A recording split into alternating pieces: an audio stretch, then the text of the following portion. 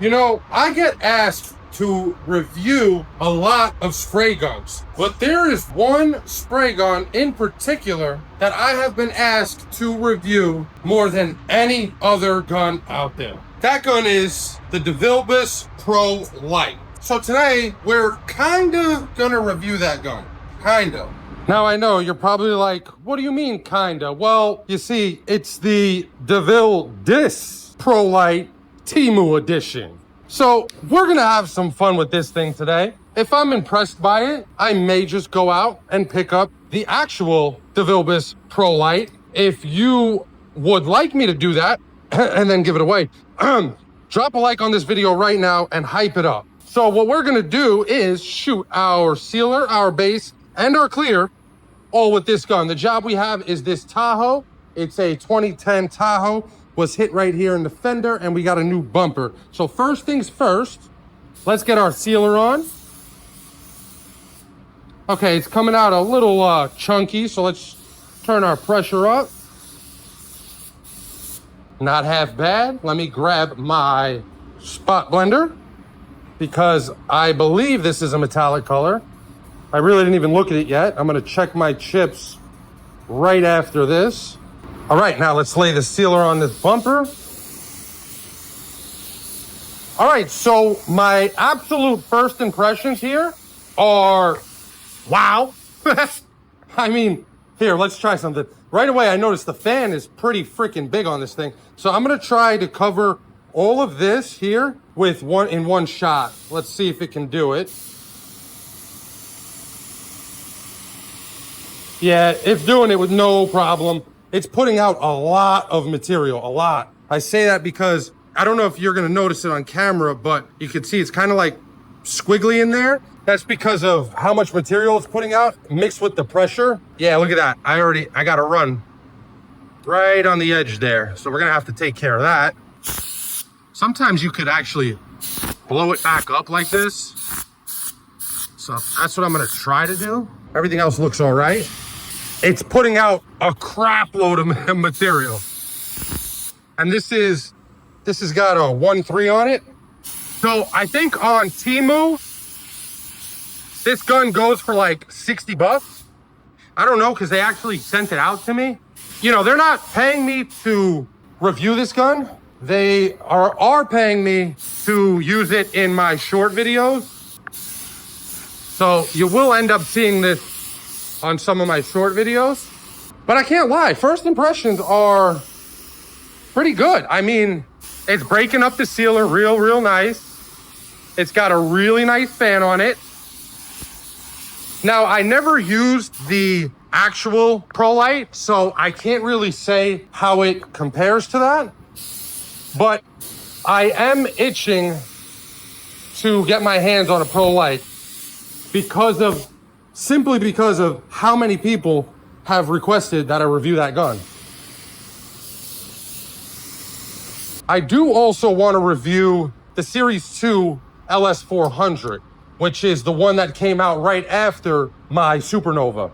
Again, if you guys are interested in that, drop it in the comments below. If you're interested in me reviewing the actual DeVilbiss Pro Light, like this video right now and hype it up. Hit that hype button. Now, moving forward, anytime I do a spray gun review, I'm gonna be giving the gun a rating out of 10. 1 being the worst, 10 being the best. This way, you guys have a gauge on exactly how I feel about the gun. So this DeVilbiss is advertised as a high transfer efficiency gun, as you can see there on the cap. I'm not sure if the DeVilbiss, the real one, is advertised as a high transfer efficiency gun, but one thing I've noticed after now trying a lot of spray guns is these HTE guns really are the best, because the material that comes out of the gun actually lands and sticks on the panel. You know, a lot of these HVLP guns, the material tends to bounce off the panel, which I'm not a fan of.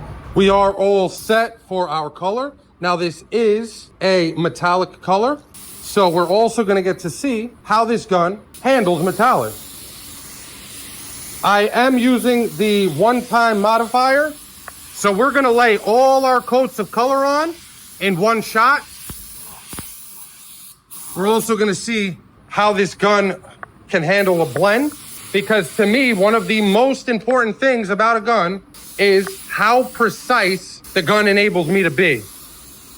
Now, this one puts out a lot of material, like I said before, so I'm not sure exactly how it's gonna perform, but I do know we're gonna find out.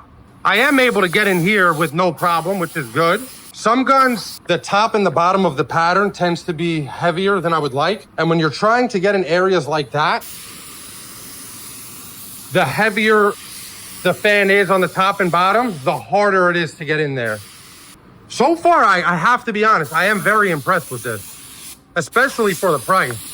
If you do know if the real DeVille Bis Pro Light is advertised as an HTE gun, please let me know. All right, so we're gonna turn our pressure down here and we're gonna see if this thing can atomize our metallics at a lower pressure. And the reason is because we're obviously doing a blend. I don't wanna get color everywhere. So a good way to control where your color goes is lower your pressure. That went on like butter. We'll go ahead and drop our second coverage coat here now. I'm gonna do the same thing with the lower pressure. The gun does seem capable of breaking material up at a lower pressure, which is always a plus. I'm gonna go ahead and get these areas knocked out first. This way I don't have to slow down for them. If you guys have any guns in particular that you would like me to review, drop that in the comments as well. It's been a while since I did a video kind of just for fun, you know, just for entertainment. Although we are learning what the DeVille Dis Temu Edition is made of. So I guess there's still some educational aspect to this video.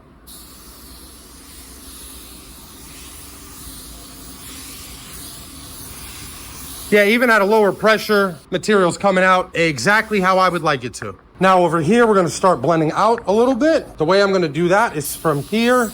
I'm gonna start in the front and blend my color down. Just like that.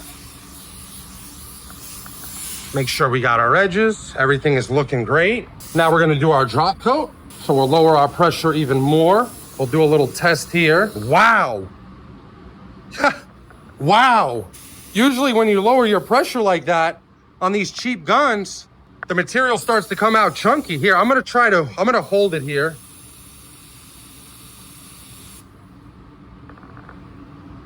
That is a beautiful pattern for low pressure. Now, granted, I didn't full pull the trigger and I have the pressure very low, but I don't see any issues going on around my pattern. All right, so we're gonna do our drop coat. Then while this stuff flashes off, we're gonna go in the mixing room and we're gonna tear this gun down because I wanna see what the guts of this look like. Something tells me it's gonna be similar to our Black Widow. I'm really starting to learn a lot about these spray guns and how they're made and what makes them good and what makes them not so good. I probably have more faith in this gun than I should right now, but it hasn't given me any reason to doubt it. Throw our drop coat on here, nice and slow. Bringing my color out further now. And we're gonna go ahead and blend it up as well. Trying to keep it away from the hood as much as we can. And that's it. We'll let all this stuff flash off and we'll see how the gun did. All right, so before we tear it down and get a look at the guts, I wanted to give you guys a closer look. You can clearly see here, DeVille Dis. I don't know if the Pro Light comes with this graphic on it. I'm assuming it does since this is supposed to be a replica, but not really a fan. I mean, it is kind of cool, but not my style. You see we got the 1.3 with the high efficiency advertised on the air cap. I'm really curious to see how the air is distributed behind this cap. So we're gonna take this apart and take a look. All right, I have taken our cap and tip off. And as I suspected, based on how well this gun was shooting, I had a feeling that it was gonna be machined pretty well inside. And I was right. There's actually no air cap ring or distribution ring that they used with this gun, which is typically used in cheaper guns. This one just has a gasket. So this is just a gasket here to make sure no air escapes, because I guess they saved a little in the machining process by not having to be so accurate that they just included this plastic gasket, which probably will have to be replaced sooner than most people would prefer. But other than that, there is no ring in here, which is something you only see on more expensive guns. So that is very impressive. And that explains why the fan and the fluid come out so nice and evenly. But yeah, that's really all I had to say about that. I mean, I'm very impressed. They really did go to a higher degree of machining than you typically see with these cheap spray guns. With that being said, let's see if our base is flashed off and get back in there and lay some clear with this bad boy. This is going to be fun because this thing puts out material, man. Our blend came out absolutely incredible. I think DeVille Dis is giving DeVille Bis a run for its money. What do you guys think? I mean, that's as even as a metallic base coat can possibly lay. Let's see how this thing could lay some clear. I have my fan 1 turn in, and I'm around 26 PSI, give or take 1 or 2 PSI.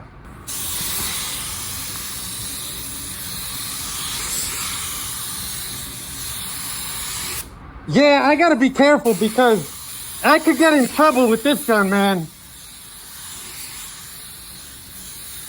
This thing puts out so much material. It looks a little rough right now, I'm not gonna lie, but that is just our first coat. So we'll see if things can flatten out on our second coat as they normally do. But I am a little scared because I am not used to a gun putting out so much material. It does seem to have quite a bit of overspray too, which is not typical of DeVille Bis guns.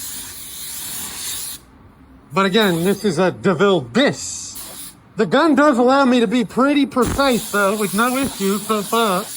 Yeah, this is the kind of gun you can really get in trouble with this. Right off the bat, I would say probably not the best gun for a beginner. I think what I'm gonna do on my second coat is probably turn my fan all the way out. This way I can move a little slower. Because, I mean, there's no way I can move slow with this gun. If I move slow, it's just gonna put a freaking puddle on. And obviously I don't want a puddle on the car. A puddle of clear coat on the car. All right, we'll give this about 10 minutes, then we'll drop our second coat on.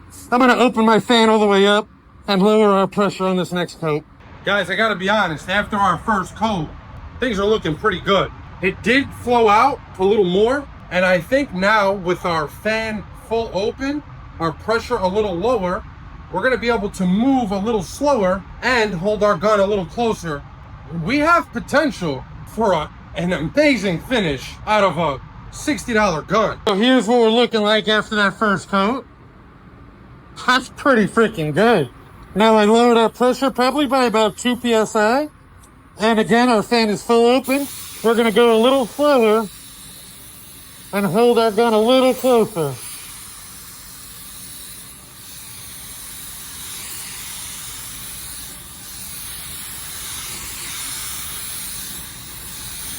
I would definitely say this is not the easiest gun to use in the world. Meaning the gun doesn't necessarily work for you like you would prefer. But it does get the job done.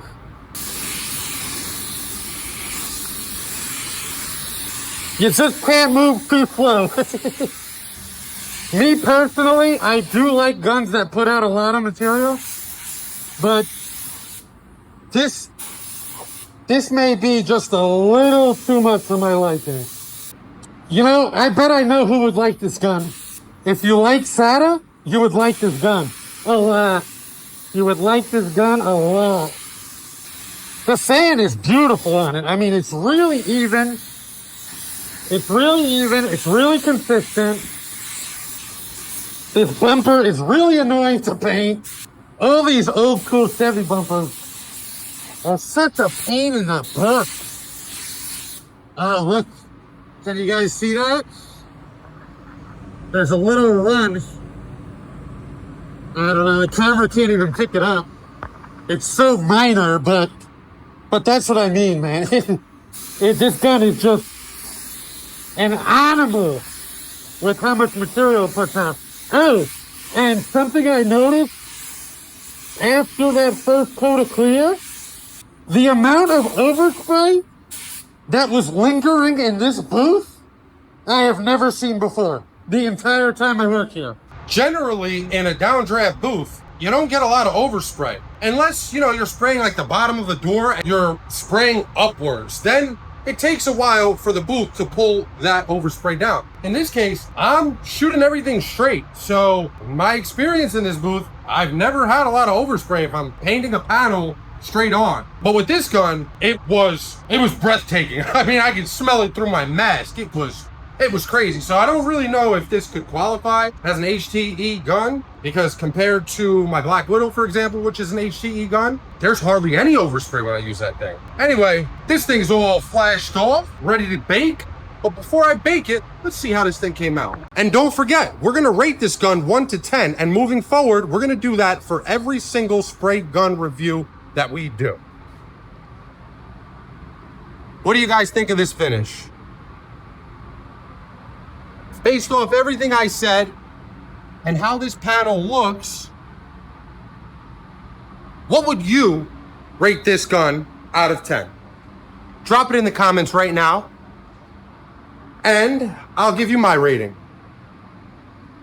I mean, I could tell you right now, I could use this gun every day with no problem. Would I prefer to? Probably not. Do I think it's a good gun for a beginner? Absolutely not. But if you're trying to move quick and you don't want to spend a lot on a gun and you still want to get a great finish, because I mean, that is a great finish, then maybe you consider picking this gun up. With everything being said, based on the results we got here, I give this gun a 7.9 out of 10. I really wanted to give it an 8, but I just can't do it. I can't do it because the overspray is crazy and the amount of fluid that comes out is overwhelming. And I know I could turn my fluid in, but that's not how I work, personally. Anyway, that's gonna be it for this one, guys. Hopefully you got some value out of this video. If not, hopefully you were entertained. If you could drop a like, comment, maybe even subscribe, and shoot, maybe even hit that hype button, because it helps the channel out a bunch and I appreciate it more than you could imagine. There's a lot of cool things coming very soon for this channel, so please stay tuned, hit that subscribe button, make sure notifications on, and until the next time, peace.